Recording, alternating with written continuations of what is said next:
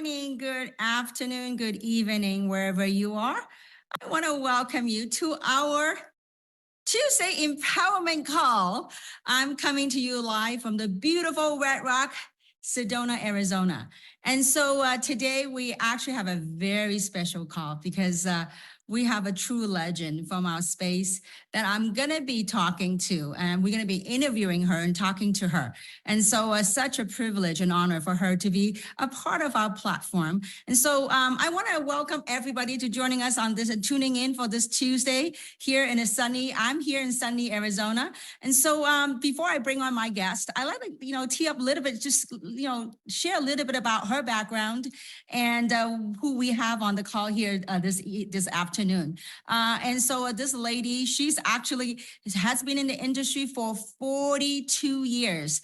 And this year, it's going to be her 42 years. And not only the number of years that she's been involved in this industry, more importantly, she was with the company and has achieved the rank to be number one worldwide in a household, truly a household company. I remember when I first got in, and she would tell her story of what that company is. I remember when I first got into this industry, those are the books and the legends, the story I'll be reading. And so she's done remarkable in her journey. And so today's Tuesday Empowerment Talk, the topic is Journey to the Top.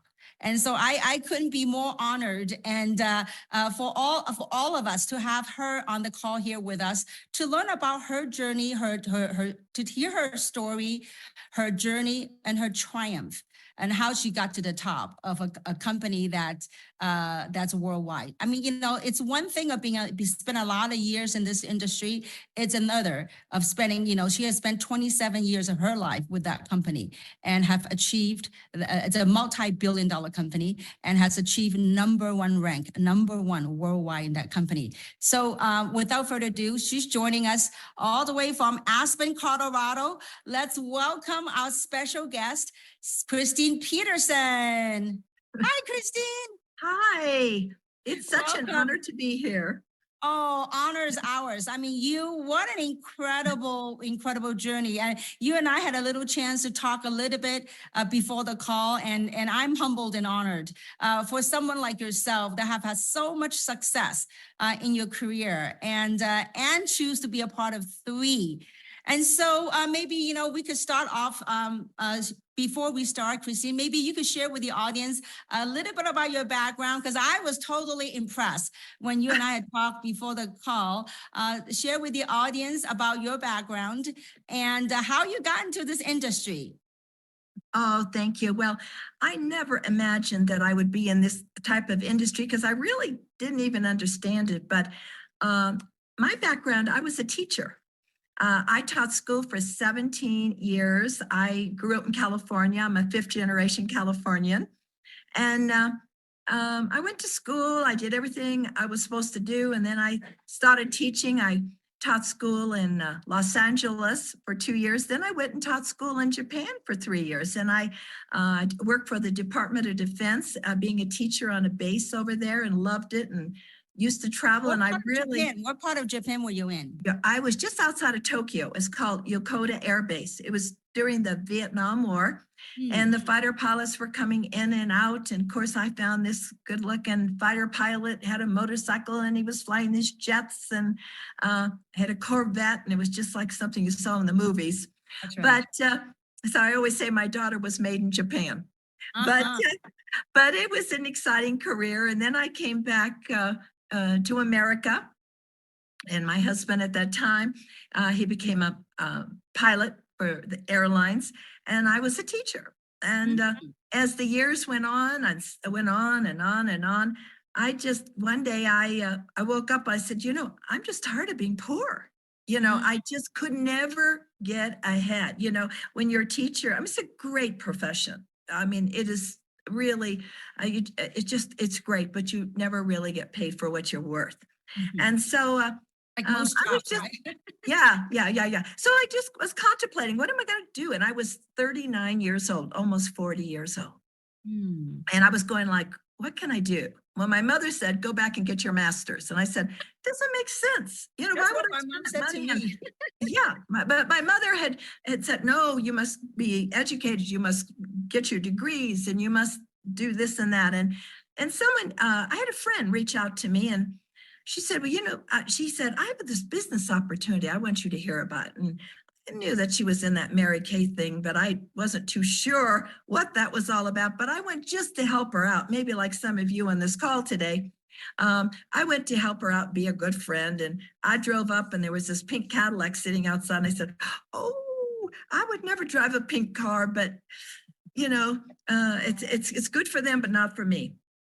But there's some real lessons that I want to point out this evening.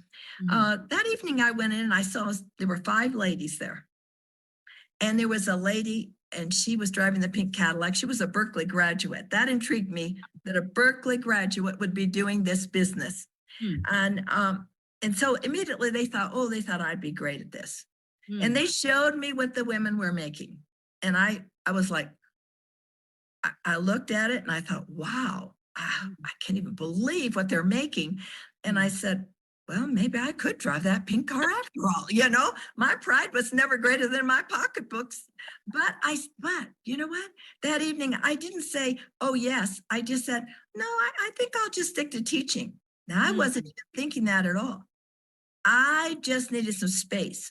I needed to go home, but they were smart enough to send literature home. And every night for 3 nights, I would look at what they were making and what they were doing. And but nobody ever called me back. Nobody followed up. So Now, follow up is key. if they had called me the next day or the day after, I wasn't too sure if I could do this because I'd been in school my whole life. I went to school, I went to the universities, I taught school. I'd never sold anything except Girl Scout cookies. And then suddenly I was going to go into this world. I thought, I don't know. In California, we worked hard to look natural. I wasn't too sure if I'd be wearing much makeup. And, but I wanted it. I really wanted more. It was down in me, but I wasn't too sure. But they planted the seed. Nobody called back. But 3 months later, my friend, it was end of May, and I went like, oh my, I was teaching kindergarten at that time, and their span of attention is about 2 minutes. And so I thought, you know what was that Mary Kay thing? Maybe they would take me. Oh, wow. Isn't that interesting? Talk about being insecure. You know what people are thinking. Like, welcome home. Yes. And so I went home and I picked up the phone and I called my friend Billy. I said, Billy, what does it take to be in Mary Kay? And she told me, and I said, can I come up and sign up right now? I've made that decision. And she said, well, yes. Now, get this. I was her first and only recruit. Wow. I drove up to her house. I lived in a little tiny town called Fallbrook, California, or the avocado capital of the world. And so I drove over and I said, okay, give me the paperwork. And I filled it out. Lesson number 1, don't try to talk them in or out or explain more. They're just ready to do it. So I did. And I said, do I need to order some products? She says, oh, just a little bit every 3 months. And I thought, well, how do you make the money? But I always followed instructions. So I said, okay. I went back home and she had the presence to call her director who lived in San Francisco. And she said, oh, well, what about your product that you'll be starting your business with? And I said, that's what we did in Mary Kay. Here we do personal consumption. And she said, well, it'd be X amount of dollars. And I went, oh gosh, I don't know. And then I thought, well, okay, if I'm in, I'm going in for everything. And so it's like buying a Founders, I guess, So I said to my friend, by the way, before I left, I said, could I try this product? And she said, oh, yes, in a week. And so a week later, I went back and she stood me up. And so I came back, put my own product on, and then I started my career. I never saw her again. She never trained me. I said, where do we get trained? She said, look in the yellow pages. I said, okay. So I found a director in San Diego. And so I taught school every day. And then I would go out and do appointments during the evening. And then on Saturdays, I'd drive by myself, but I got the picture. And then I came back and I told my little tiny town that had no hotels. I said, we are going to be the number one here. We are going to build in this community. And I rented a little red schoolhouse. And there was like 5 or 6 people. And then pretty soon the community started coming in from all sorts. And then it was 100 people. And then we started building leaders. And I got really excited. And I really just followed instructions and of what they told me to do. And then all of a sudden I built 7 leaders, which I think you would probably say was on the 4-star level, about that level. I had 7 that first year and I was excited. Man, I'm going to be a national sales director 1 year from now. This is it. This is a piece of cake. But some didn't quite want to stay. Some didn't want, they had other priorities. And suddenly they were dripping off. And then about that time, we were making a move to Houston, Texas. And I arrived and I went, wow, is this still for me? I don't know. And you will feel this in the industry. You'll have wall kicking moments. You'll have self-doubt. I don't know. The people, sometimes you want it more for people than you want it for yourself. That's right. And so I thought, you know what? And when I moved to Houston, there were 60 directors there. And there had been an oil crash. Everybody moved out of Houston. But I saw opportunity. I said, boy, they all need a career. We didn't have Facebook. We didn't have any social media. So what I did is I just started going to Starbucks. I'd go to, we didn't really have cell phones, they had those big cell phones. I went out every day and said, I'm going to talk to 10 new people. I'm going to meet 10 new people. That's what I'm going to do. And then I started casting the vision. I kept saying, we're going to be the number one in Houston. And I had 2 people. And then I had 3 people. And then I had 4 people. And then, you know what I did? Because we didn't have computers, I sent a newsletter out to my people in California. And I printed out on the front, I said, it was my newsletter. And I put, welcome new consultants. And then I put in the center, I said, where they were from. And I said, and the person that cared. And down the side, I put, I put their names. And it was all Houston. And the person that cared was Christine Petersen, showing I was going on with or without them. No one was going to stop my dream. And this is really important because people are going to try to sabotage you. And then the people would call back and say, wow, you're going on. I said, yeah, I see it. And 2 years later, we became a national area. Wow. And we had the biggest area there. And then I moved on. I solidified my people. I got my executives in order. I built national sales directors like myself under and in Mexico. I used to ride the buses in Mexico and the Futura buses. Wow. All the cities, sleeping on cots with mosquitoes. And, I couldn't speak the language, but, everybody loves everybody in this world, really, and so we just built there. We built the number one national there. And then I moved to Chicago, built in Dallas, Chicago, because you know why? Acorns cannot grow under an oak tree. That's right. So I moved, solidified those leaders, and then moved there, then moved to Atlanta and then Miami, and ended up, I had a great career. That's awesome. Yeah. Christine, it's interesting times and the times that you were building compared to times that we're in now, right? With technology, with cell phone and all that.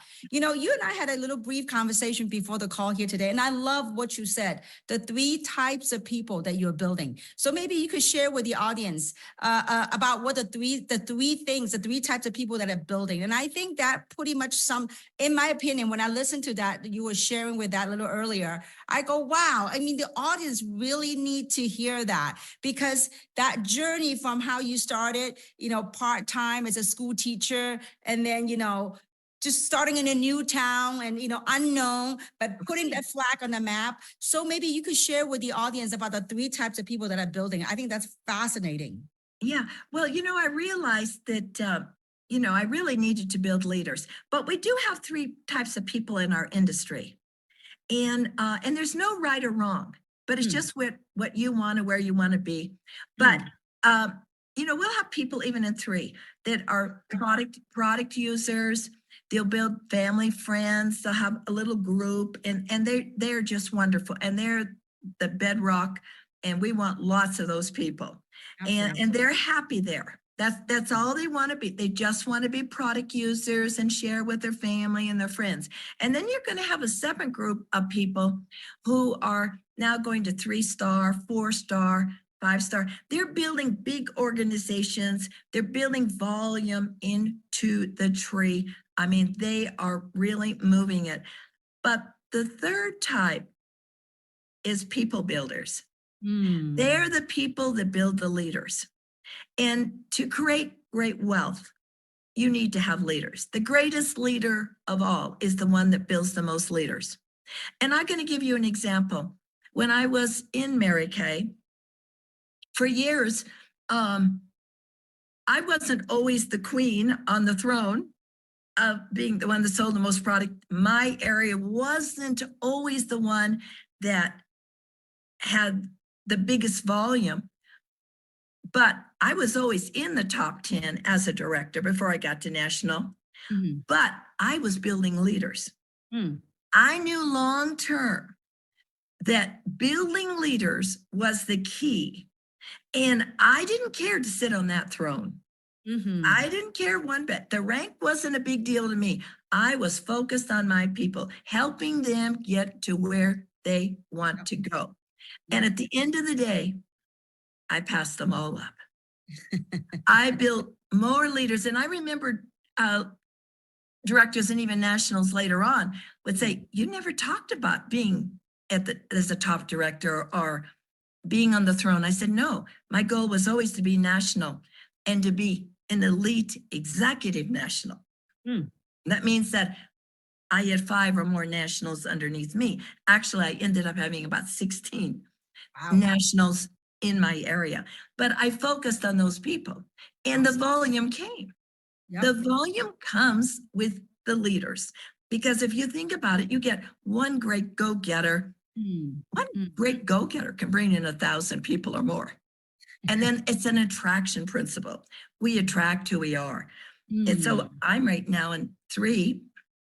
I'm focused on finding 10 great people. So now, before we talk about 3, I really want to talk about this. I think Christine, it's interesting. It doesn't matter what company we're with, in the space we're in. It's all about building up people. It's obviously the product is just a tool, right? The product is just a tool.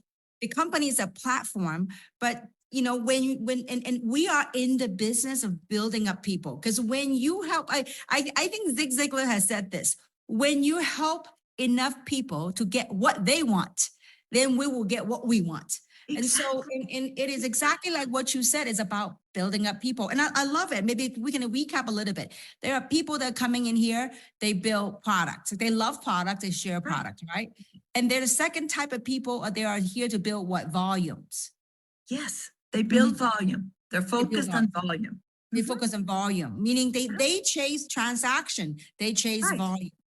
And the third type of people, I mean, when you told me this afternoon, I'm like, Christine nailed it in his head. The third type of people, how you build wealth in this space, is you build up leaders. You build up people. That is fascinating. Okay, so now I want to talk about, so you were with Mary Kay for 27 years, right? Yeah. Now, so why you leave Mary Kay after 27 years? Well, I didn't want to leave. I loved it. It was a great company. It is a great company. But when you get to the national level, it is mandatory you retire at 65. And then they give you a family security plan. Basically, they're buying your business out. And so they said it's time for you to retire. So then they started paying me out for 15 years. Wow. And so there I was, sitting on my island in Miami going, ooh, now what? I don't want to retire and die. I have too much to do. I have to have purpose. I'm not a pampered poodle.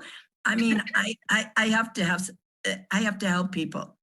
Right. And So Christine, I want to ask this question because it's fascinating. Now, you and I talked, and I asked you if it's okay to share your age, and you said okay. So would you share with the audience how old you are, Christine?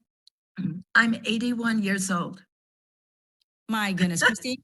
When I grow up, I want to be like you. Look at you. You know, when we were doing a little sound check and a light check, I mean, like I said, oh my God, I need to put some blush on my face. You look fabulous. So, okay, Christine, now at 81 years old, I mean, you have incredible success. And even with the, the retirement plan that they paid you, I mean, it's remarkable. Most people work a job, of 30 years or 50 years. They don't get that kind of retirement plan. You have that. So my question to you is, Christine, why at age 81, why you choose three? Why three? Well, honestly, well, first of all, I have to have passion. I've worked since I've been 14. My first job was scrubbing pans at a bakery. And I worked up and went, the rest of my career. But I remember Warren Buffett saying, never retire. Look at Warren Buffett, one of the richest men in the world. He says, you don't want to retire and die. You just got to have purpose, get up. And you see many, many successful people that have this attitude. I just didn't want to retire. But I'll tell you honestly, I moved out here to Aspen because my daughter said, Mom, you need to get off the East Coast and, you tell them what to do in the first part of your life, and then they tell you what to do. So I moved out here just outside of Aspen in the Roaring Fork Valley, Glenwood Springs.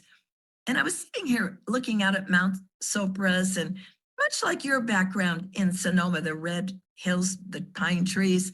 And I'm going like, I don't, what is this? I have too much more to give. I want to live to over 100. And I've got to have purpose. Now, of course, all my neighbors that I've met in my community are going like, what can't you join? I said, well, no, I'm building a business. I don't have time to play cards. What do you mean you're building a business? I said, no, I have a purpose. I have people I have to help. So with that being said, I have companies all the time. I say it humbly, trying to recruit me. Every other week, these companies will come by and say, oh, we want you to join our company. We'll even do this for you. We'll do that. And I'm going, no. So I don't jump around. What was in three? What did you see in three? What all was right. in three? Well, all right, I'll tell you that. And that's a good question. I said, if I ever came out to do a third company, I don't jump. It would be number one, it would be a new company, because that's where great things happen.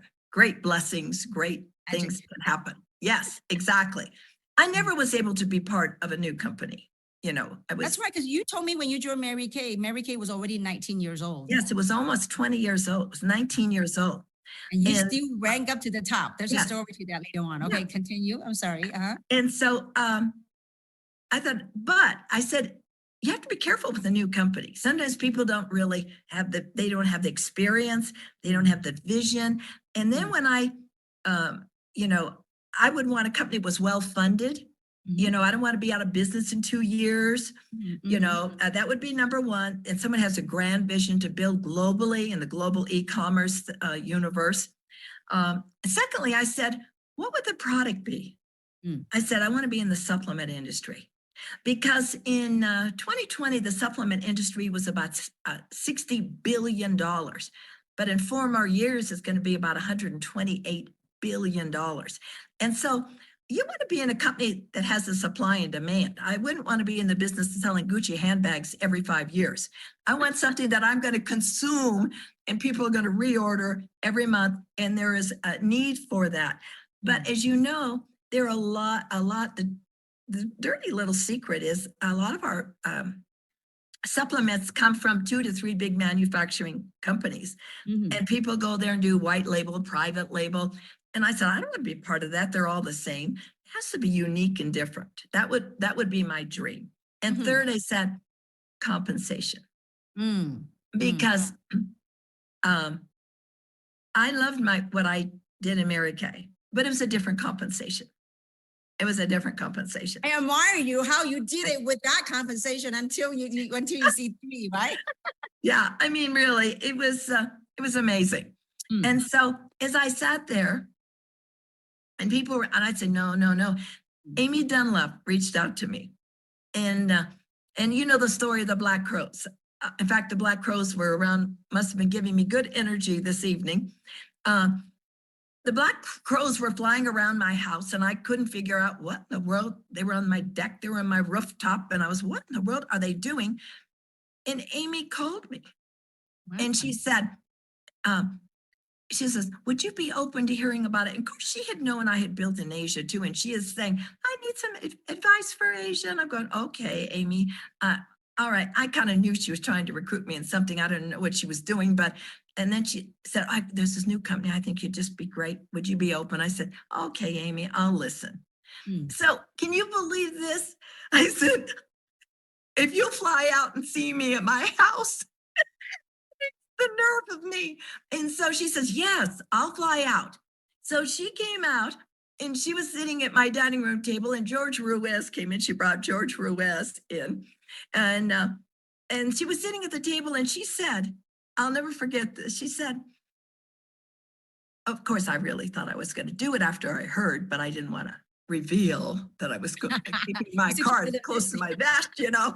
And she said, I just don't want you to think I was a Looney Tune, but, I was walking down St. Louis, and these Black Crows started flying all around me and almost attacking me, and there was no trees. And I went to my spiritual advisor, and I said, is that a bad sign? And she said, no, that means there's new beginnings, new enlightenments that are going to be happening. And she said, I thought of you. And I picked up the phone, and I said, really? When did that happen? Tell me about the Black Crows. And then I told her about my Black Crows, and it was the same week. Now, I know that sounds like, woo, woo, woo, but we always felt like the Black Crows had connected us. Wow. And, yeah. And so, and I did talk to Daniel. I wanted to check him out, and I liked him. I loved his vision, his passion, and his experience.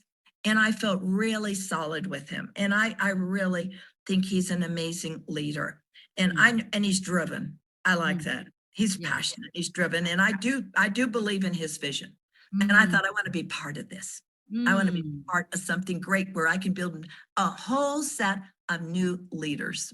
Absolutely. That's exciting. I mean, thank you. By the way, I live in Sedona. So right here in this house, I always see Black Crows flying around. And sometimes you will see the Black Crow that will land. And at the end of the call, I'm going to go out to my balcony so you can see. There's actually Black Crows that will sit there on the fence. Because right behind is a national forest. So we're going to show you. But anyway, so now, Christine, now, you know what, because of time, let's do this. After spending 42 years in this space, let's take, we have a lot of professionals who has never been involved in this space before, but because something is so different, like what you said in 3, they just sense something different about this company, something unique about this company. So they became a part of it. So maybe through your 42 years of experience, maybe you can share with our audience, like you take someone brand new, when they come in, what are some of the things, like what are the top 3 things that they should expect in this journey? Number 1. Okay, so number 1, what should they expect in this journey? And then number 2, we're going to talk about your recommendation. What are the activities to focus on? So, okay, Christine. Okay. Well, first of all, you need to talk to everyone and never prejudge at all. And, you'll be excited. There's about 60 days, you get revved up. You're excited about the new vision and everything. And about 60 days later, you kind of like, wait a minute. Some people said no. Oh, and then you start to self-doubt yourself, and you kind of go like, maybe this isn't for me, but it is. You just haven't talked to enough people. And it's just part of the journey. And you just have to keep going through it, because I never worry about who says no. I worry about who I miss. Because there's somebody right around the corner, and I always ask for referrals. I teach my people, who do you know that, that wants to be part of our mission, our our enlightenment. But you know what I love is that you have a chance in our industry to build your own business and your own wealth. And you can't do that in corporate America. For you all that are new on this, I think we've been trained since childhood, go to school, get a good job, go get a job and work hard, trade time for money. And, that's the true pyramid, really. If you think about That's it. a legal pyramid, right? Yeah. I mean, that is like one chairman of the board, one CEO, one president, a few vice presidents, and a few managers. And then there's And the all masses. these hundreds of people in the cubicles going every day, so loyal, trading time for money, and never can get ahead. And the top people make the big bonuses. They drive off in their second homes. They have their Mercedes. They have their Rolls Royces. They go on the trips. And you're just thinking, what happened here? And it's and that's just the way it is out there in any corporation. So that's what I love about it. It doesn't matter the background here. You could be, you don't even have to have a high school diploma. It doesn't matter your race, your background. You could be a highly educated, anybody can come in here. And I, as a kindergarten school teacher, didn't know anything, but it was like a burning desire. So what I did and what I still do today, I look for people like myself. I am looking for go-getters. I'm looking for people that have energy, people that have influence. And I'm not just talking about an influencer that's on the YouTube. I'm looking for someone that walks into a party and everybody gathers around them. I'm looking for power. Yes. And I see people, it could be the lady at the church who organizes all the events. She knows all those people. And everybody go to her. And I'm looking for people that have the influence, because if I can capture them, and I work with the new and the few, it's the 80-20 Pareto principle. 20% of all your work will come from the top 20%. Now, I love all my people. I love my people. I'm always here for them.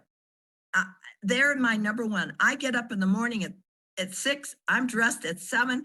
I'm on the Zoom with my people doing my person power to get them going. Then we get them on Amy's event. But every morning I get up, because you see, I think a leader has to be inconvenienced. And then I'm up late at night. Because I know you are. We talk some late nights. Yes, I'm up late at night, but my people depend on me. I have to show up. I'm in the show business. That's right. I do Zoom calls every night from Sunday to Friday night and Sunday. I take Saturday night off. And I'm doing a Zoom call. My people can count on me, because I'm building them up, and I'm working with those few and those new people to get them off to a great start, because I need to know that they're going to be talking to their 2 people, making their list of people. And I want to get in there and help them. And I'm doing the heavy lifting. Does that make sense? I'm here. They can count on me. But with that being said, too, as you start to go along and build a business, you're gonna be frustrated, and even me. And I know, Kim, you've experienced that, because you're an icon. I mean, you're just you were an icon. That was one of the reasons I didn't tell you. I checked out, who is this woman? I said, oh, okay, I can partner up with her. I get her vision, because that's who I am too. I mean, I'm not on your level, but I mean, I get the vision. I get the vision, and I want to be part. Like-minded people find each other. It's an attraction principle. It's like, even if you put down like from 10, 9, 8, 7, all the way down to 1, I'm looking for the 8, 9s, and 10s. That's right. Because 8, 9s, and 10s can attract and enroll anybody down below, but 1, 2s, and 3s can never enroll 8, 9s, and 10s. Yeah, we have to say recruit up, right? So recruit someone that's better than yourself. Yes. Always level up, because it makes it easier, because those people at the top are more go-getters. They're entrepreneurs. They've risen up. Like if I were going to a restaurant, I wouldn't be talking to the dishwasher. I would be talking to the manager. Even when I go, I believe I got so much to say, build locally and build globally, because, I may go to a Chinese restaurant every week, or a Vietnamese restaurant, and I get them build that relationship. And then Yes. I'll say to them, "Oh, you did such an amazing job. I just love your restaurant. You organize it such, they must pay you a lot of money." And they would They say, go, not really. right. And they go, "Well, not really." And I go, "Really? Well, I bet you'd be great doing what we're doing. Here, let me get your name and number. I'd love to get back to you." "Well, what is it?" "Oh, well, I'll tell you, you're busy. I don't go into blah, blah, blah, blah. I've got this amazing products, blah, blah, blah, blah." I said, "I'll call you tomorrow." And so I just love talking to people, but I'm looking for this group of people up here because they have more energy, they're driven, and they attract other people like themselves. That's right. That's awesome. So Christine, I mean, like just to kind of sum it up, now, so the journey that people should expect, I mean, we all gone through the honeymoon stage, right? So when we first got started in the industry, you know, it's all exciting. We saw hope, you know, we were all activated. Then when we start working it and working it, and what happens then when we get rejection, right? Yes. Like, what, you know, you said no to me and all this stuff. One after another. One might be the first one. They go, "You know what? I think I got this." The second one, the third one, and the fourth one. It's like a relationship. You know, the honeymoon stage is over. And a lot of times it's that time that when people quit. And I love what you said, Christine. It's like you got to hold tight. And I remember I think we had talked this offline a little bit beforehand. Is that you got to hold tight to your dream. What's your vision? What you want to build? Because we will enter that honeymoon stage. When that Zizzo's gone, you got to work on the other part, which is your dream that will carry on. And so, you know, and so I love what you share about the activity also, Christine, when you go out and talk to people, don't vomit and tell them everything about what this is. You know, there's a time and space, you know, to talk to your prospect. Get their phone number or get in touch with them. Right. Outside, when they're not working, then you go work with them. And the third part you share, Christine, is about building up people. You're always there for your people. And so, well, you know what? The AI just gave me a thumbs up. So, so Christine, because of time, maybe, you know what? Maybe some final words of wisdom for a lot of the new people here on the call here today. What would you say the top 3 things that they should focus on? If you were to say that there's 3 things that's so critical for them, for you yourself in a household name company to get, you know, after 19 years, that company's been around for 19 years, then you rank yourself up all the way to the top worldwide. So what would the 3 things that you would share when people are embarking on this journey? What are the top 3 things that they should have, you think, to achieve the success and realize their dreams? Yeah, they need to be making connections every day with new people. That is, you know, I always teach my people to talk to 10 new people every day, making contacts, either through Facebook, Instagram, just building relationships, building, because numbers never let you down. That's right. That's right. Most people talk to 1 or 2 people, and then they go, and they say, nobody wants to do this. And I go, "Well, how many did you talk to?" "Well, 3. "Well, no, we're just starting. We're just starting." And that is why the ones that keep on, we just talk to more people. That's right. That's right.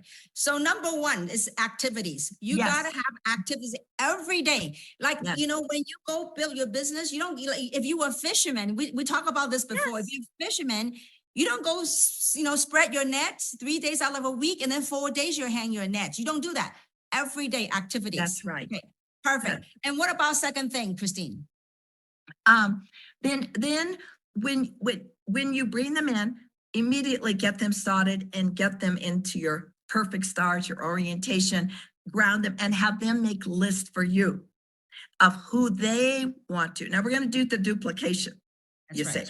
And then we're going to start working through their 10 people and duplicate. It's a simple business. It's duplication, but you can't just sign somebody up and say, "Okay, go get them." No, they need to be well trained.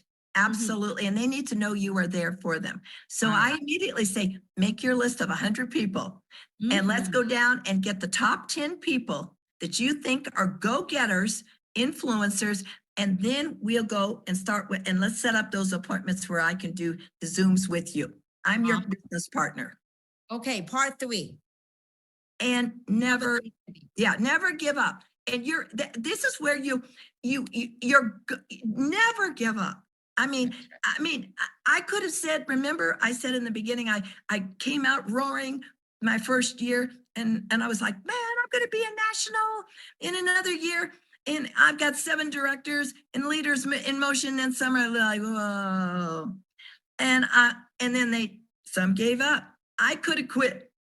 Then I would have allowed them to decide on my destiny, and it would destroy my dream. I said, no way. I believe in this. And see, I'm really excited. See, I know we have just short amount of time, but all of you are so lucky to be right where you are. I built 2 huge organizations in Mary Kay in the same climate of right now. Our business is counter-cyclical.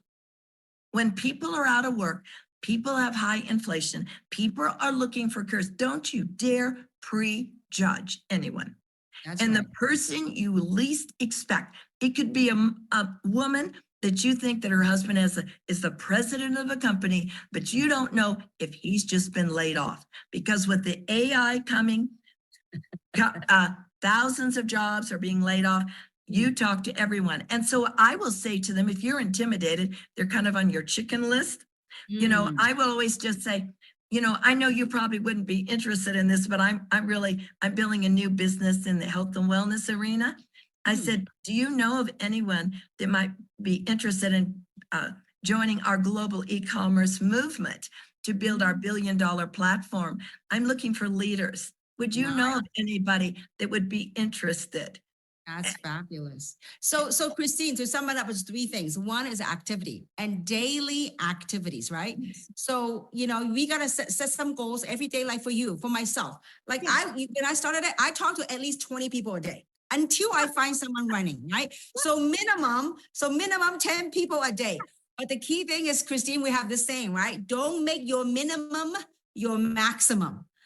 A lot of times people make their minimum their maximum, right? So, and the second thing is to support your team. When your people coming on board, you know, onboard them, right? Onboard them, show them, make a list and guide them through it. And number 3 thing, if I heard you correctly, is consistency. You know, it's a pattern. You consistently support that. Just repeat and rinse, repeat and rinse.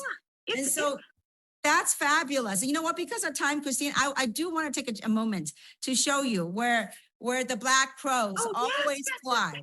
Yes. So because, you know, I think it's such a beautiful time of day here in Sedona. And I normally don't do this, but I want to show you guys this. Isn't that gorgeous? It's usually, you see that is like a footprint of black crow. So they usually, I will see every morning, black crow fly. You know what? I just saw something just flew by.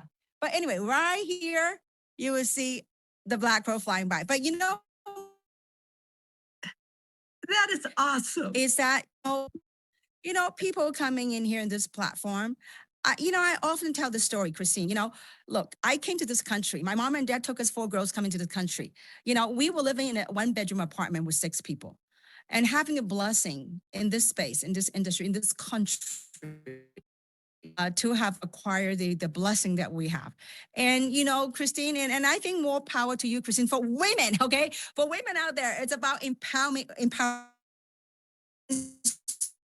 I thank you, Christine, for being a part of 3, for saying yes to Amy. And truly, this is what this platform is all about. And, you know, Christine, at age 81, I tell you, when I grow up, I want to be just like you. But we're just so with that, I want to say absolutely. We're just beginning. And I want to say thank you for joining us here tonight on the Empowerment Tuesday. And I can't wait for you to come here. And you know what? When I see a black crow flying by, I'll snap a picture and I send it over to you. So with that, Christine, thank you so much for being a part of this call and being a part of 3. And to all our entrepreneurs out there, you know what? If you have a dream, if you dare to dream, dare to work it. You know, we are no different. And Christine was a school teacher. I was an accountant. And yet we were able to manifest and work hard towards our dream and something that we're passionate about. So with that, thank you so much for coming on, Christine. And thank you everyone for tuning in on this Empowerment Tuesday. We'll see you next Tuesday. Thank you so much, Christine, again for being on the call here today. Thank you. Thank you. Good night, everybody. Have a great day.